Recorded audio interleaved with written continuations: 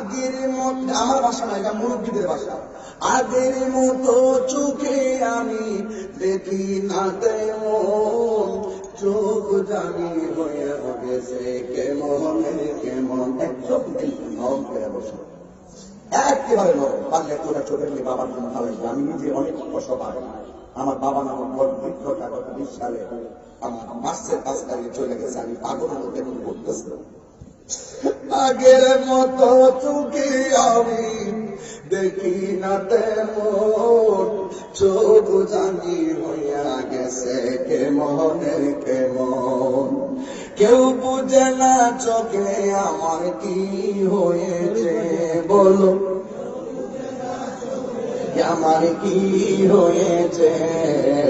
আমি বলি আমার মরার চিঠি এসেছে, বলো আমি বলি আমার মরার চিঠি এসেছে।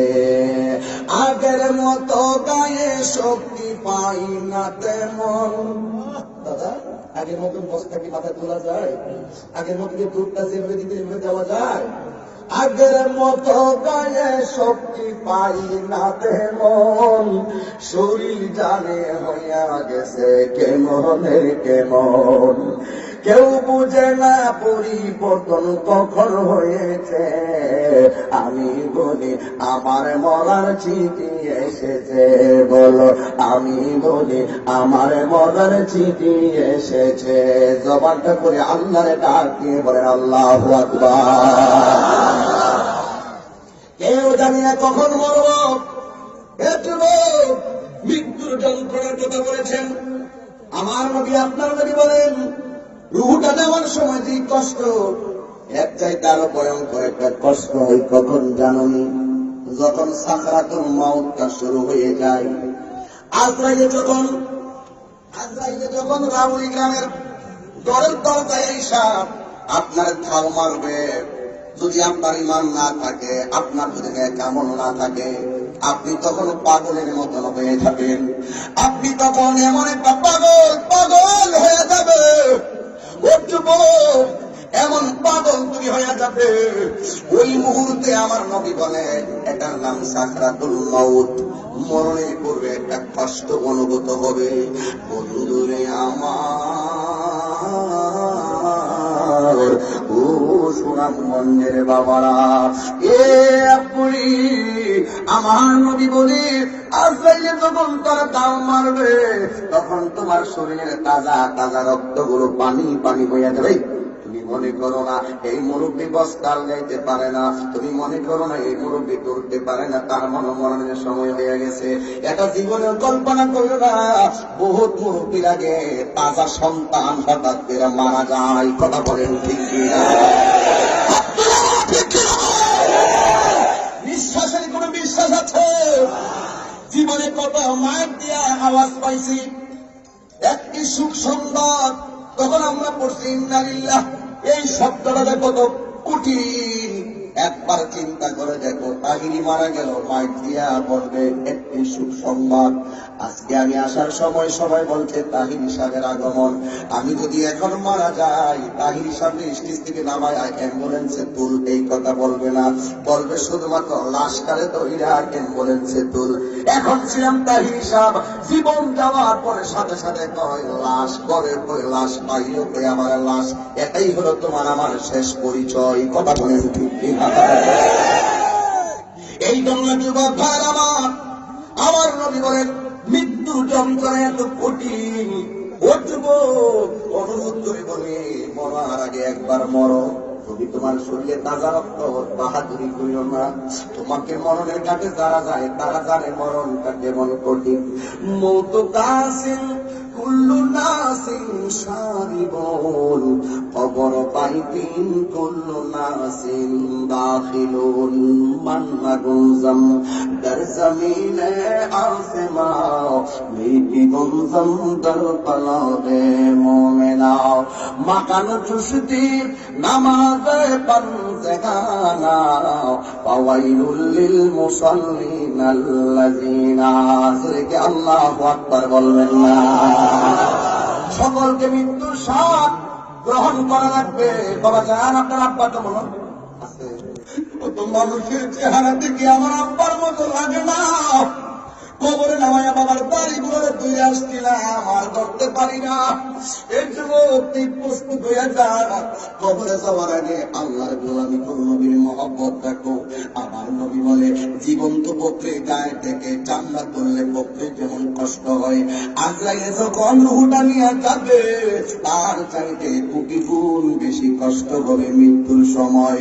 শুধুমাত্র তাই নয়, যখন তোমার রুহটা বের করে নিয়ে যাবে, আমার নবী বলেন ওই সমস্ত তার যে তারের কানেকশন ছিল, তার রগের কানেকশন ছিল, রক্তের কানেকশন ছিল, আজরাইলে যখন রুহটাকে ধরবো, তোমার শরীরের সেই শক্ত শক্ত রগগুলো টাস টাস করে ছিঁড়া যাবে। হাড্ডি গোড়ার যে জোড়া আছে, এই জোড়াগুলো টাস টাস করে খুলে যাবে। এই জন্য আমার নবী বলেন, মৃত্যুর যন্ত্রণা কোনো সবচাইতে ভয়ঙ্কর।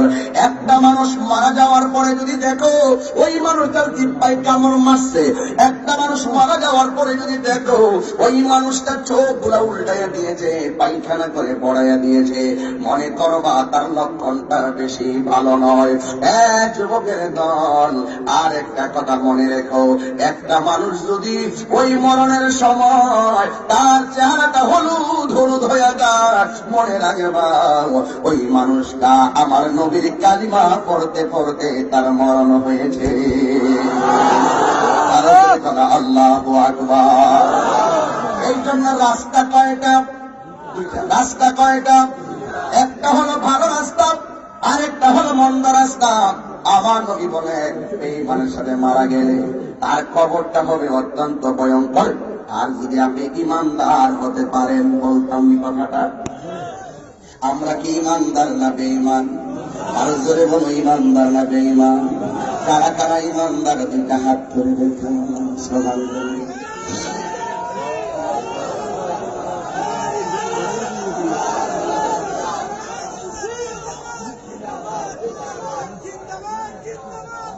সকলে বলি আল্লাহু আকবার।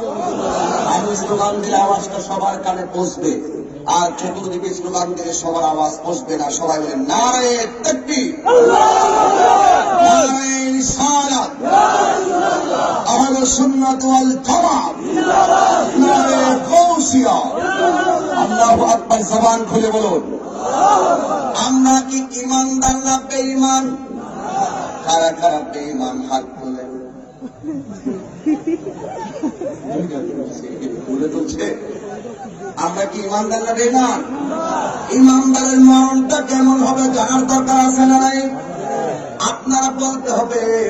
আপনারা বলেন, রুহুটা কবজ করার ফেরেশতা একজন, প্রমাণ করে কোন তার নাম কি? আজরাইল কি এই এলাকা চিনি? রাউলি গ্রামে কি আসছে আজরাইল? এটা কি বুঝে আসে আপনার? তার মানে আপনি যেখানে পলায়ন করেন না কেন, সেখানে আজরাইল যাওয়ার ক্ষমতা আছে না নাই? একদম মাটির নিচে যায় রাজপ্রাসাদ বানাইলেও সেখানে আজরাইল যাবে কি যাবে না? তো যদি আপনি ইমানদার হতে পারেন, দেখেন ইমানদারের পাওয়ারটা কত। কেন বলছি ইমানটা বড় সম্পদ? টাকার দাম বেশি না ইমানের দাম বেশি? আমার দেশের মানুষ অনেক সময় ইমান বিক্রি করে দেয়, আছে না নাই বলেন? ইমান বিক্রি করে দেয় টাকার কাছে। ইমানের দাম বেশি না সম্পদের দাম বেশি?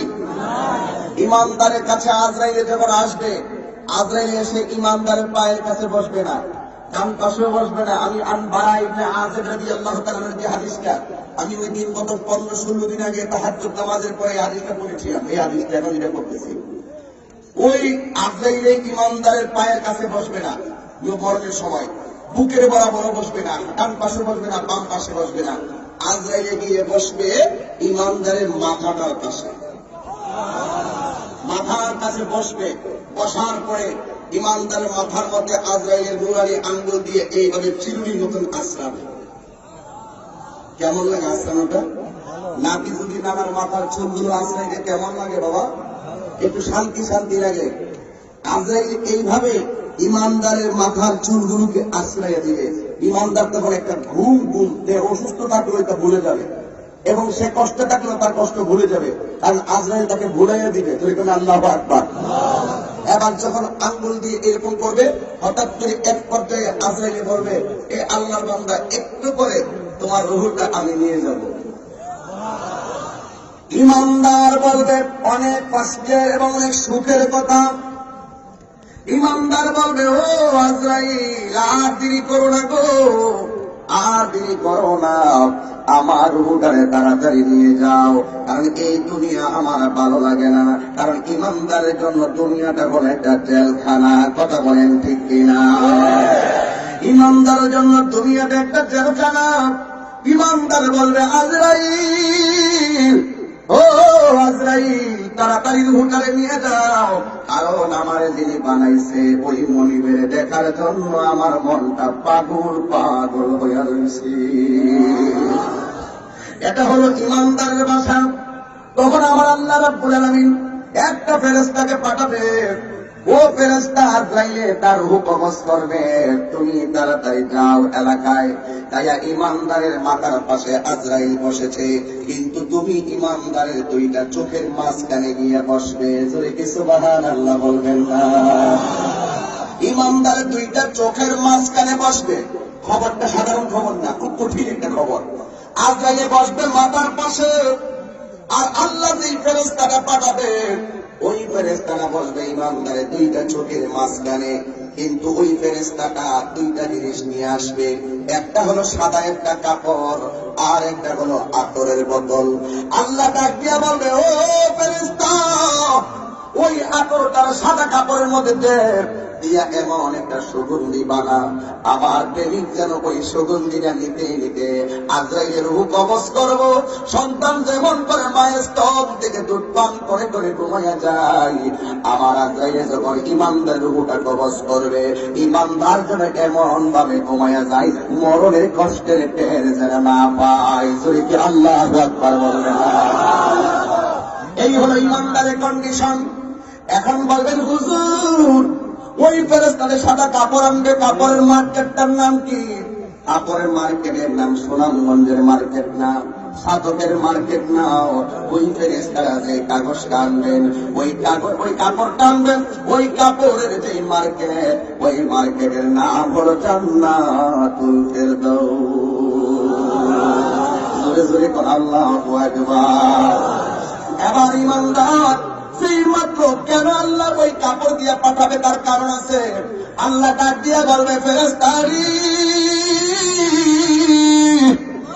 ও ফেরেশতা, আজরাইল যখন ইমানদারের রূহটা কবজ করবে, রূহটারে দুই কাপড়ের ভিতরে পেঁচ দিবি, কাপড়ের ভিতরে কাপড়ের মতন রূহটারে বাইন্ডিং করবে।